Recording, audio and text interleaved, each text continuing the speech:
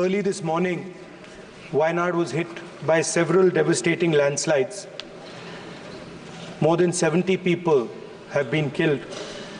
Mundakai village has been cut off, and the devastating loss of lives and extensive damage is yet to be assessed due to the scale of the tragedy.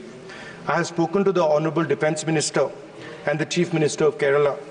I request the Union Government to extend all possible support for rescue and medical care, immediate release of the compensation to deceased people, if that compensation can be increased as well, restore vital transport and communication lines, set up relief at the earliest, and prepare a roadmap for the rehabilitation of the affected families.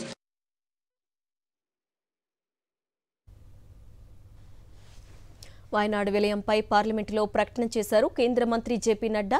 కష్టకాలంతో Kerala ప్రభుత్వానికి కేంద్రం అన్ని విధాలా అండగా నిలుస్తుందని తెలిపారు. ప్రధాని Modi CM విజయంతో మాట్లాడారని తెలిపారు. प्रधानमंत्री जी ने मुख्यमंत्री जी केरल से बात की, उनको आश्वासन भी दिया।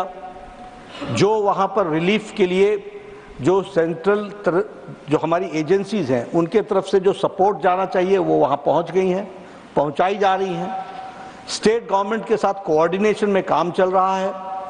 अभी इस वक्त जो प्राइमरी ज़रूरत है वो इस बात की है कि बॉडीज़ को निकाला जाए, जो बचने की स्थिति में है उनको बचाया जाए। हेल्थ के दृष्टि से हम वहाँ पर काम करें, एमरजेंसी रिस्पांस सिस्टम को हम एक्टिवेट करें, वो सारी चीज़ें की जा रही हैं। और आपकी भावनाओं के साथ हम सब जुड़े हैं, हम सब लोग उसके साथ हैं।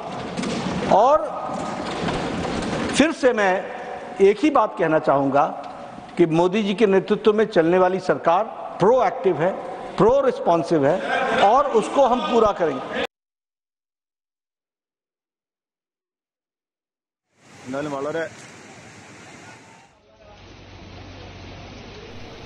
కేరళలో సహాయక చర్యలు కొనసాగుతున్నాయి. మరిన్ని డీటెయిల్స్ మా ప్రతినిధి వెంకటేష్ ఓవరాల్ గా అందిస్తారు. వెంకటేష్, వాయనాడులో జల విలయం చోటు చేసుకుంది.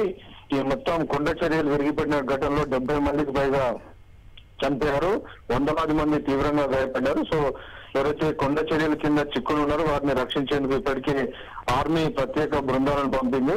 ఒకవైపు ఇటు చెన్నై నుంచి అలాగే బెంగళూరు నుంచి 2 ఆర్మీ బృందాలు బయలుదేరి అక్కడికి వెళ్ళాయి. అక్కడ సహాయ చర్యలు నిమగ్నమయ్యాయి. వీరికి తోడు ఎన్డీఆర్ఎఫ్ దళాలు కూడా ఇప్పటికే రంగంలోకి దిగి సహాయ చర్యలను కొనసాగిస్తున్నాయి. ఇప్పటివరకు దాదాపు 60-70 మందిని వీరు కాపాడారు. సమీపంలో ఉన్నటువంటి ఆసుపత్రికి తరలించి వీళ్లకు చికిత్స అందజేస్తున్నటువంటి పరిస్థితి.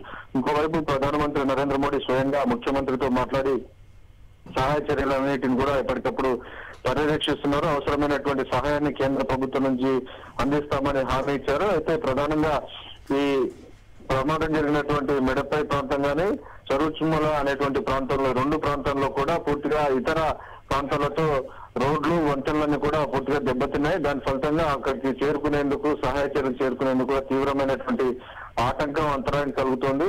వాటికి తోడు పెద్ద ఎత్తున భారీ వర్షాలు కూడా పడుతున్న కారణంగా వెంటనే వారికి బాధితులందరికీ తక్షణమే రిలీఫ్ చేయడం అనేది కాస్త ఇబ్బందికరంగా మారింది. హెలికాప్టర్లలో వెళ్లి ఆ బాధితులను చిక్కుకున్న వారిని రక్షించేటువంటి ప్రయత్నం కొనసాగుతోంది.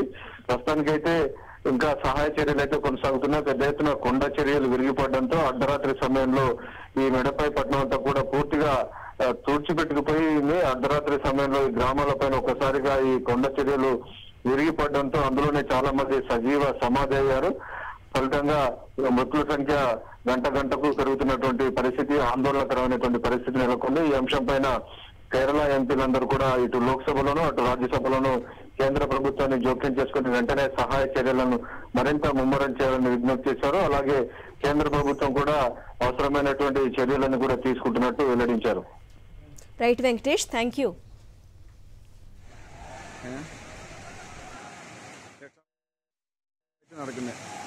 ആ വീടിൻ്റെ മുകളിൽ ആളുണ്ട്. അതാ ആ വീടിൻ്റെ മുകളിൽ ഉള്ള ആളുകളെ രക്ഷപ്പെടുത്താൻ വേണ്ടിയിട്ട് തെങ്ങ്